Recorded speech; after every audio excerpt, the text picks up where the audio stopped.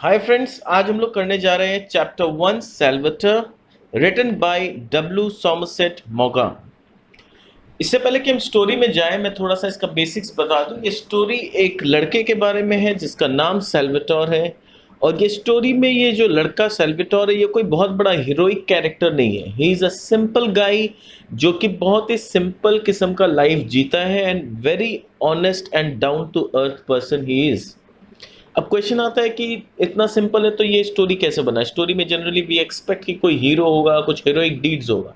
ये स्टोरी यही चीज़ हाईलाइट करने के लिए लिखा गया है कि आज के डेट में सिंपल और ऑनेस्ट होना अपने आप में एक बहुत बड़ा हीरोइक डीड है।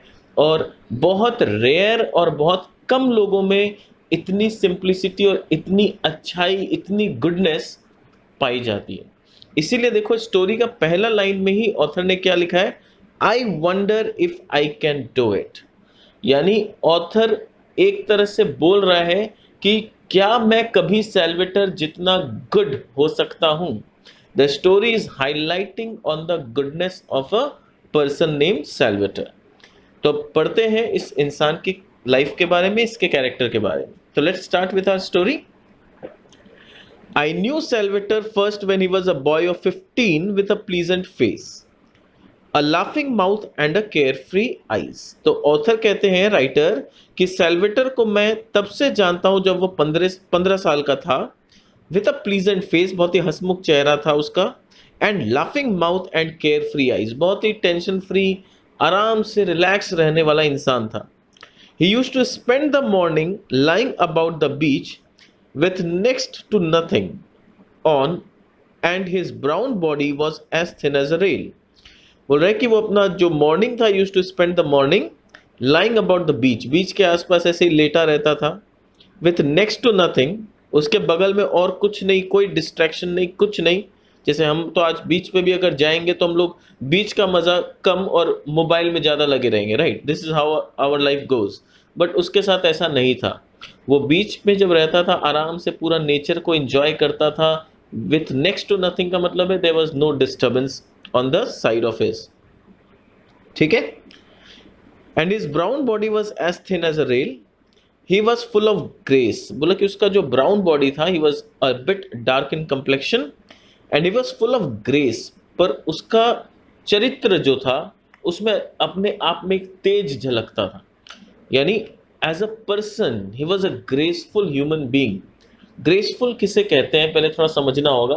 ग्रेसफुल का मतलब है कभी किसी का बुराई नहीं करना, कभी किसी के साथ झगड़ा नहीं करना, बहुत शांत किस्म से रहना, सबसे अच्छा से रहना, एक ऑनेस्टी तो कैरेक्टर में, एक ऑनेस्टी झलकना, एक इंटेग्रिटी होना कैरेक्टर में, ये इंसान में ग्रेस जगाता है। ठीक है। तो वही बता रहे, ही was a man full of grace, he was a boy in fact full of grace.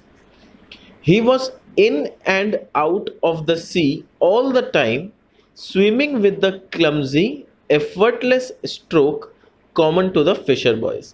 बोल रहा है कि जब मन चाहता वो सी में कूद जाता। He was in and out of the sea all the time, आराम से स्विम करता था और clumsy strokes, clumsy effortless stroke मारता था। स्विमिंग में इतना महारत हासिल था कि आराम से एकदम स्विमिंग करता था। और ये बहुत कॉमन फीचर्स होता है हर फिशर बॉय का, क्योंकि उनका लाइफ कहीं ना कहीं पानी के इर्द गिर्द बसा है। तो जितने भी फिशर बॉयज होते हैं उनमें ये कहीं ना कहीं भगवान का देन होता है या जन्म से उनके अंदर होता है। They are very good swimmers. Scrambling up the jagged rocks of his hard feet, he, except on Sundays, he never wore shoes। तो बोल रहा है कि स्क्रैम्बलिंग अप द जैग्ड रॉक्स, मतलब कि हार्ड फीट, यानी रॉक्स के ऊपर वो नंगा पांव चल लेता था। खाली एक्सेप्ट ऑन संडेज, खाली संडे के दिन वो जूता पहनता था। For except on Sundays he never वोर shoes. He would throw himself into the deep water with a cry of delight। वो आराम से डीप वाटर में एकदम कूद जाता था delightfully. His father was a fisherman who owned his own little vineyard, and Salvatore acted as nursemaid to his two younger brothers। Please mark के, बहुत इंपॉर्टेंट लाइन है। उसके पापा एक फिशरमैन थे जिनका अपना एक छोटा सा वाइन यार्ड था, और सेल्वेटर जो था वो क्या काम करता था, उसके दो छोटे भाई भी थे। तो जब पापा काम किया करते थे तो सेल्वेटर अपने दोनों छोटे भाई के लिए नर्स मेड का काम किया करता था, यानी केयर टेकर का काम किया करता था। He shouted to them to come inshore when they ventured out too far. और जब वो छोटे भाई लोग समुद्र में बहुत आगे चले जाते थे तो वो उन पे चिल्ला के इन द सेंस उसको आवाज दे के बुलाता था उनको कि नहीं तुम लोग बहुत दूर जा रहे हो, वापस आ जाओ। And made them dress when it was time to climb the hot wine-clad hill for the frugal midday meal। अब देखो मिड डे मील क्या होता है, जहाँ पर फ्री में खाना वाना मिलता है लोगों को सरकार की तरफ से। तो ये लोग का फाइनेंशियल कंडीशन इतना खराब था कि ये लोग को मिड डे मील के ऊपर डिपेंड होना पड़ता था, तीनों भाई लोगों को। तो यहाँ पर जब तक वो मॉर्निंग में वो लोग तो समुद्र के आसपास रहते थे, मिड डे के समय जब उनको क्लाइंब करना पड़ता था पहाड़, तो वो फिर उन दोनों अपने छोटे भाई को कपड़ा पहनाता था और फिर उस पहाड़ पे चढ़ा के उनको खाना खिलाने ले जाया करता था।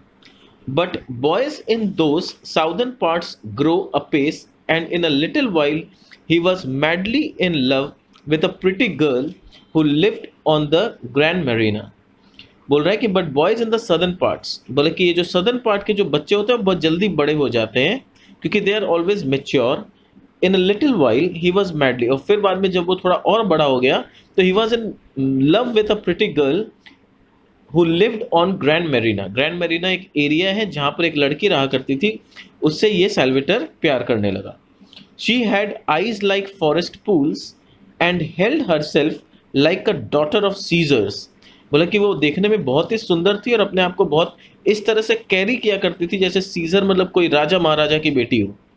They were affianced but they could not marry till Salvator had done his military service।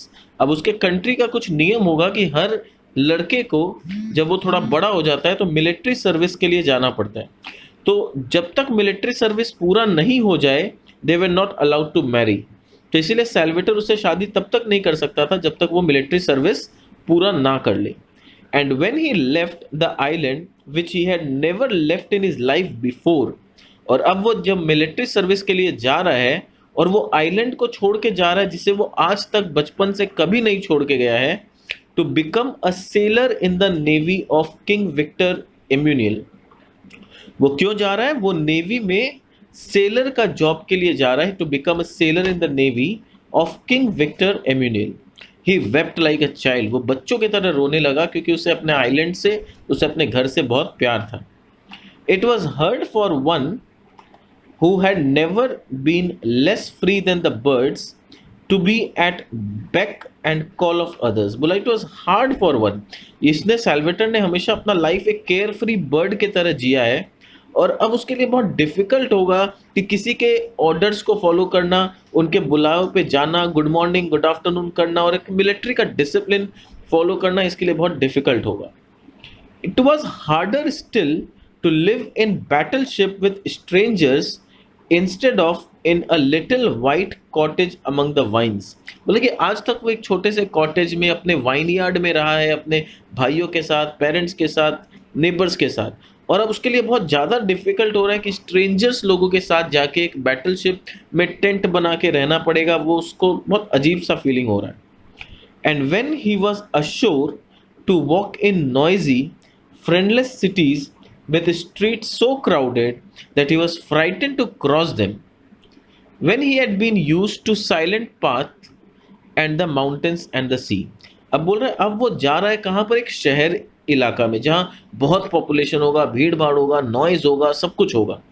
ऐसे जगह पे वो जा रहा है और कहाँ से निकल के जा रहा है, एक ऐसा साइलेंट पाथ से, माउंटेन्स और सी जहाँ बहुत आराम शांति रहता है। उसका लाइफ इस तरह का इन्वायरमेंट में बिल्डअप हुआ है और अब यहाँ से निकल के एकदम टोटल ऑपोजिट इन्वायरमेंट में वो जा रहा है तो वो बहुत अनईजी फील कर रहा है। I suppose it had never struck him that Asia which he looked at every evening it was like a fairy island in the sunset. तो यहाँ पर आइलैंड का नाम क्या था, एशिया। ये आइलैंड शाम के समय देखने में एक फेरी के जैसा लगता था। To see what the weather would be like next day और Vesuvius pearly in the dawn had anything to do with him at all. But when he ceased to have them before his eyes, he realized in some dim fashion that they were as much a part of him as his hands and feet. बोला कि जब तक वो उस island में रहा करता था, तब तक उसे नहीं समझ में आया था कि ये आइलैंड उसके लाइफ के साथ कितना अटैच्ड है, या वो इस आइलैंड के साथ कितना अटैच्ड है। ठीक है, पर जब आज वो इस आइलैंड से दूर जा रहा है, तब वो रियलाइज कर रहा है कि मैं इस आइलैंड से दूर नहीं जी सकता, मैं कैसे रहूंगा इस आइलैंड से दूर। ही वॉज ड्रेडफुली होम सिक, उसको बहुत मन कर रहा था कि नहीं, मुझे तो घर में ही रहना है, मैं घर से दूर नहीं रह सकता। But it was hardest of all to be parted from the girl he loved with all his passionate young heart. But सबसे ज़्यादा दुख उसे इस बात का हो रहा था कि उसे उस लड़की से दूर होना पड़ रहा था जिसे वो बहुत ज़्यादा प्यार करता था। He wrote to her in his childlike handwriting long, ill spelt letters in which he told her how constantly he thought of her and how much he longed to be back. बोला वो जब भी letter लिखता था उस लड़की को, वो स्पेलिंग थोड़ा मिस्टेक होता था, हैंडराइटिंग थोड़ा गंदा सा होता था, पर वो बार बार एक ही चीज़ बताता था कि वो कितना उसे मिस कर रहा है और वो कितना जल्दी उसके पास वापस आना चाहता है। He was sent there, he was sent here and there to Spezia, to Venice, to Bari and finally to China.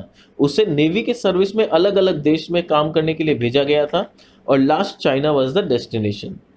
Here he fell ill of some mysterious ailment that kept him in hospital for months. और China में जाके उसे कुछ अजीब सा बीमारी हो गया जिसके वजह से वो महीनों हॉस्पिटल में था। He bore it with the mute and uncomprehending patience of a dog. बोला कि इतना बीमारी होने के बाद भी वो किसी से कोई कंप्लेन नहीं किया, चुपचाप हॉस्पिटल में अपना इलाज कराते रहा, कोई कंप्लेन नहीं, कोई किसी को कुछ बुरा भला बोलना कुछ नहीं, सिर्फ इसको पेशेंटली हैंडल करता रहा। When he learned that it was a form of rheumatism that made him unfit for further service, his heart exulted. अब फिर बाद में उसको पता चला कि उसको कुछ ऐसा अजीब सा बीमारी हो गया है जिसके वजह से अब वो नेवी में काम करने लायक नहीं रहा। तो अब जब ये न्यूज़ सुन के नॉर्मली जब लोग होंगे वो बहुत दुखी होंगे, पर इसके साथ कहानी पूरा उल्टा था। ये खुश हो गया जब उसे पता चला कि ये बीमार है और अब काम के लायक नहीं है, क्योंकि ये इस बात से खुश था कि अब मुझे घर भेज दिया जाएगा, मैं अपने घर में रहूँगा। For he could go home and he did not bother, in fact he scarcely listened when the doctors told him that he would never again be quite well. What did he care? उसको well होना भी नहीं था, क्योंकि वो तो अपने घर जाना चाहता था और उसे पता था अगर मैं वेल हो गया तो दोबारा यहाँ नेवी में भेज दिया जाऊंगा।